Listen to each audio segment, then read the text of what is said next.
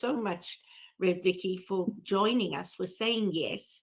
As you mentioned before we started, you had been invited a few times, and this time you said yes, and that this is your first online unity gathering. So thank you for being here with us. So Reverend Vicki first came to Unity in 1988 in Victoria, BC. She was inspired and supported by the Unity principles, and after experiencing how they made a difference in her life, made a commitment to be part of the Unity movement. She became a licensed Unity teacher in 2001, and in 2015 was ordained. Rev Vicki has traveled extensively and studied with a variety of teachers all around the globe, including His Holiness the Dalai Lama. Wow.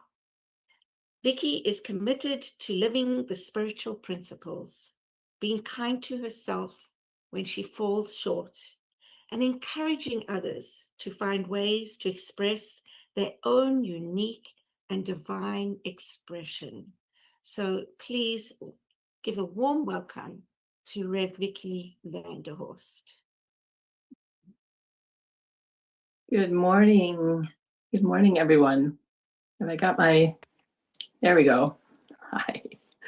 Well, I'm really, really happy to be with all of you this morning. And thank you, Cheryl, for being persistent and asking over and over again. Cheryl is a very good and dear friend of mine. We serve together on the Unity Canada board. And I recognize many faces here this morning from our Unity Canada conferences. So it really is my honor and my joy to be here this morning. The title of my talk, Peace is My Nature. Peace is my nature. This is what we call a truth statement, meaning that it is based on spiritual principles, as Cheryl was talking about. So we're familiar with our 5 Unity principles. I think it's a wonderful idea to rewrite them in your own words. That's a great exercise. And that is the first one. Well, if we have a really shortened version, it's the first 2 are God is and I am. Everything that God is, I am. We inherit our divine nature from our Creator, and the Creator can only reproduce what it is. And so if God is peace, then I am peace. Well, that might be the truth, but is that our experience? I'll speak for myself. I am not always 100% peaceful. Some days it seems like I'm just going in and out of peace all day long. So why is that? If my nature is peace, then why can't I maintain it all day? Well, a number of things come to mind that I thought we'd just have a look at this morning. So first, we'll start with the big picture, which is kind of the world, I think. We can listen to the news, right? It can be very discouraging. We can think that most of the world is at war, and there is no peace on this planet. One thing to remember is that peace is more than the absence of war. So as we look around at the world, we may think it's all in turmoil. And I can tell you from my travels and having lived in many, many different countries and cultures for lengths of time, it's not true. When I spend time in different, so for instance, one of the places that I spent a lot of time in is India. And we stay in this little town. And just before dawn, I'll hear the call to prayer coming from the mosque a few blocks away. And then about an hour later, I'll start hearing the bells from the Hindu temple, because everyone in the neighborhood will go to the temple before they go to school. You see little kids with their little school packs on, running through there, businessmen with their briefcases going through, mothers on their way to the market. They all go through the temple to get a blessing and to ring the bell. Then at noon, we hear church bells from a cathedral that's also in this little town. This little town, the cathedral's been there since 1502. It's very, very old. And then there's a Jewish synagogue. Now, all of these people live in peace. They are good neighbors to each other. Their children play with each other. It's very harmonious. And I see this over and over and over again as I travel. So I invite you to keep in mind that there are billions of people on this planet that are living in peace. We can easily be disheartened or even negative about some of the things that are happening. So I invite you to check to see if your news diet is balanced. Too much of anything can make us sick. A bird needs 2 wings to fly. So if it sounds like all the news that you can hear is not that good, then I really encourage you to look online, and it's easy to find if you look. There are many sources to find time to find and celebrate the good, because it's happening all over the planet. Deep in our hearts, we all want peace, right? For everyone. We hold this in our prayers. It's part of what we've already heard this morning. We want the world to be a peaceful place. But how can we, as one person, do that? Well, here's some words from Lao Tzu, written in 250 BC. If there is to be peace in the world, there must be peace in the nations. If there is to be peace in the nations, there must be peace in the cities. If there is to be peace in the cities, there must be peace between neighbors. If there is to be peace between neighbors, there must be peace in the home. If there is to be peace in the home, there must be peace in the heart. So that would be you and me right here, right now. So what are we bringing to the world? Are we an expression of peace? Are we adding more peace to the world? Well, when you look around your neighborhood, or perhaps you go to the mall or something like that, often what you'll see is people hurrying around, arguing over parking spots, frowning on their faces. Peace can feel really far away. And then I look at myself. Am I one of those people with a frown on my face? Sometimes I am. Have you noticed that one minute you're feeling peaceful, and then something happens, or you have a thought and gone? The whole process happens so quickly without our even being aware. We just lost our peace. I went to a farm market a few weeks ago, and there's just, one little dirt road in, and then a little gravel parking lot, and one little dirt road out. So as I'm exiting, 2 cars in front of me, the person stops. Well, there's only one lane, so, person in front of me stops, I stop. I'm sitting there thinking, why are they stopping right in the middle of the exit? And then there's cars that are stopped behind me and cars that are stopped behind them. So now I'm starting to fume a little bit, and eventually everything gets sorted out. The car goes ahead and everybody goes ahead and we all get sorted out. But there were very many unhappy and disgruntled, impatient people, including me. When I was finally able to drive away, I continued to replay the incident in my mind. Why did they stop in the middle of the exit? Didn't they notice all the people they were blocking? And then I caught myself, thank goodness, fairly quickly. Really, Vicki? Does my peace of mind have so little value that I will toss it away when someone holds me up for a few minutes? My peace of mind is one of my greatest treasures. Why would I discard it so quickly? Let this one incident rob me of my peace. Does my peace really depend on circumstances or people? I truly hope not. And if so, that means that my happiness is at the whim of anything that anybody says to me, anything that happens around me, wherever I am. And I do not want to live like that, blown this way and that. If peace on the planet depends on my heart, the question is, how do I find that peace in my heart.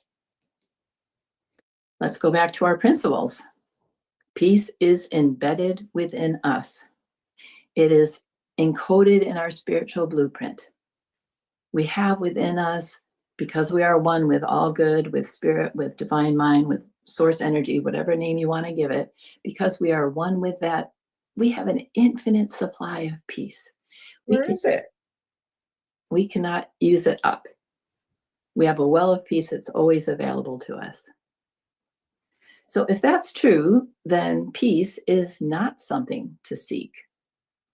The question really is, what can we do to cultivate, nurture, and activate the infinite peace that is already within us? We talk about peace of mind, but we experience it not only in our minds, but in our bodies and in our hearts. All of these can give us a clue about when we are out of alignment with peace. So non-peace in our minds, what does that look like? Well, having these inner conversations, these uncontrolled thoughts going round and round. I should have said that. They should have said this. Next time I'm going to say that. Why didn't they? Why don't they? Why didn't I?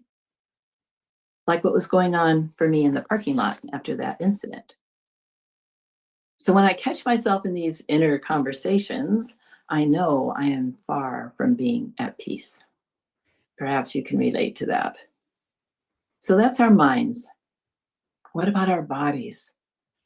Our bodies are reflecting back to us all the time, sending us messages about what's going on at a very, very deep level. But we rarely listen. We have learned really to ignore or discount the uneasy feeling we might have, the gut ache, or the tightness in our shoulders, or the tenseness in our jaw. These are all signs we could pay attention to that will help us see what is going on inside. And then there's our hearts that we close when we judge others, when we are angry, when we are disgruntled, when we are irritated. We put up a wall to protect us, because those feelings are not pleasant. And at the same time, that same wall is the one that prevents us from experiencing all the good things, the laughter, the joy, the compassion, the joy, joy again, the beauty. When we find ourselves angry, irritated, judgmental, we might find ourselves actually criticizing ourselves. I should know better, right? I can't believe I did that again.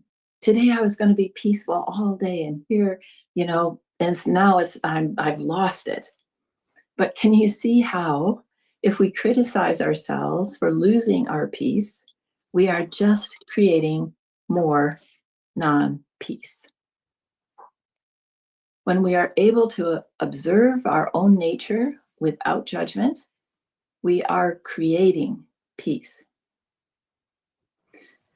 Making a commitment to peace does not mean that there is no turmoil, no trouble, disappointments, or pain. It does not mean that everything goes our way, or that everyone magically agrees with us, or appreciates us, or even treats us the way we want to be treated. No, it means that in the midst of all of these situations, we remain calm and peaceful. We gently catch ourselves leaving our peace and take a moment to breathe and bring ourselves back.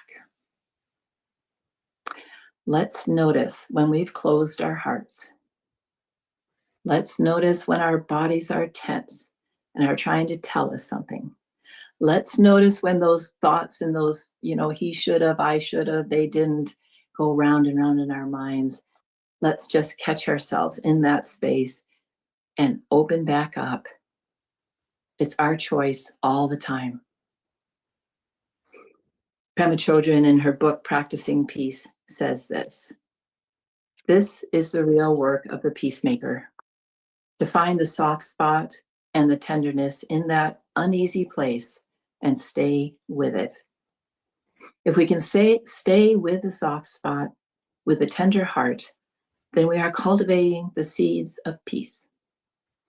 This is the work of the spiritual warrior, the true practice of peace.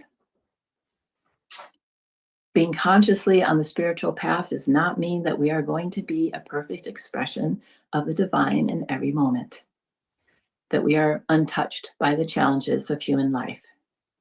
Being consciously on the spiritual path means that we recognize when we are off center and we know how to bring ourselves back. So I invite you to develop some strategies and be aware of the circumstances or perhaps even the people where you tend to lose your peace, so that you can prepare yourself as you go into these situations, so that you can do your perhaps a meditation or some recall one of our 12 faculties, as Cheryl calling them, so that we can stay strong and centered and peaceful no matter what's going on. And if we lose it, how do we bring ourselves back? You will know what works for you. Perhaps just taking a quick walk around the block, or even looking out the window and, well, I was going to say watching the birds, but maybe watching the snowfall. There's so much beauty in nature. Perhaps listening to a favorite song, or having a cup of really yummy tea, or calling a friend. Figure out what works for you, because the faster that we identify when we've lost our stance of peace, and the quicker we can bring ourselves back, the more we are contributing peace to the world, which is what we want to see.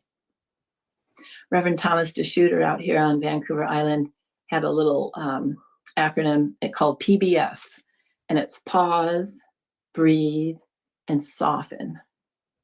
And I just love that. It's easy to remember. I really like those kinds of things. So when we can feel that we are not peaceful, we can pause, take a breath, soften. We can do this. We can be a presence of peace wherever we are. It is the best gift we can give to ourselves, everyone around us, and really the entire world. So I invite you now to join me in a time of quiet contemplation.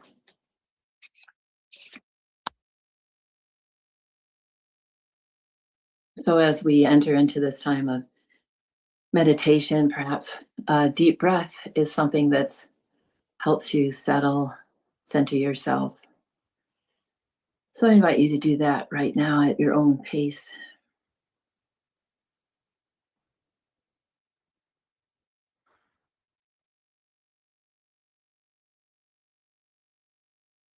We take time now to unite in a conscious awareness of the divine.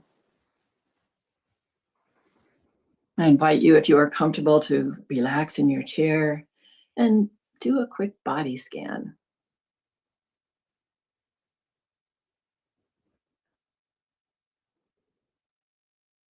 You can shake out any tension you feel, perhaps take a conscious breath or close your eyes if that's comfortable for you.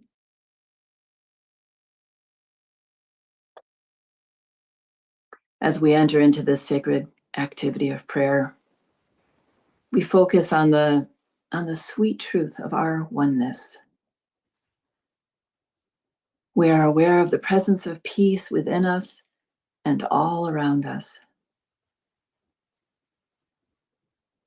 I am at peace this very moment, heart-centered and serene.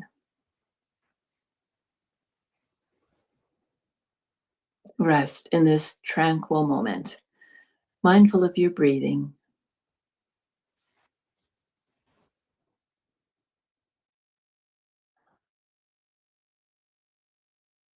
And as you focus on your breathing, you could hold this centering thought. I inhale life and I exhale peace.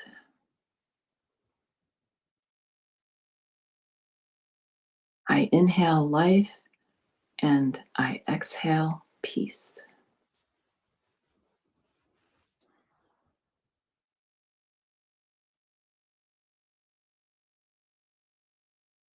Breathing consciously, I say to my thoughts and my feelings, let there be peace.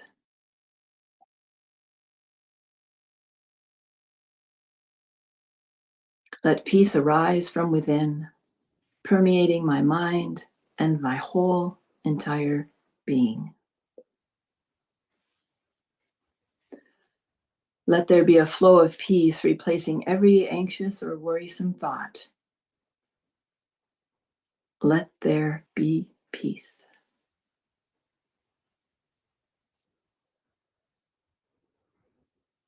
Centered in love that flows with no limits or conditions, let me cultivate harmonious thoughts that lead me to speak and act in peace.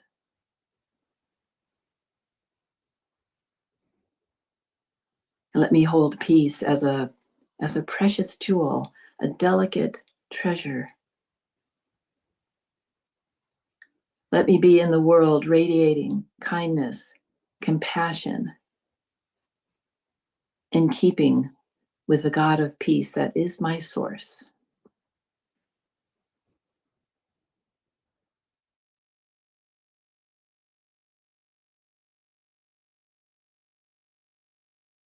This sacred time of prayer has quickened divine energy in us, blessing our lives and all life.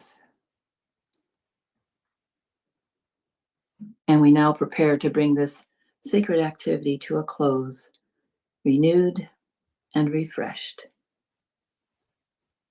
re-energized and ready to be an open channel, an expression of kindness, harmony, joy, and peace in every circumstance.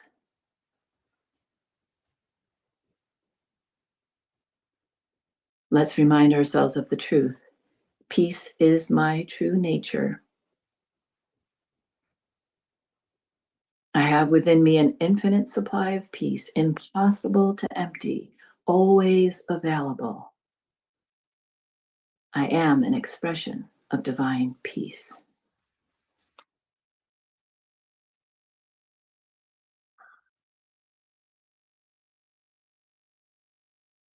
And so for this time, when we come together in unity, in oneness, in our pure potential of our divine nature, we are grateful. We are the ones that make the change in the world.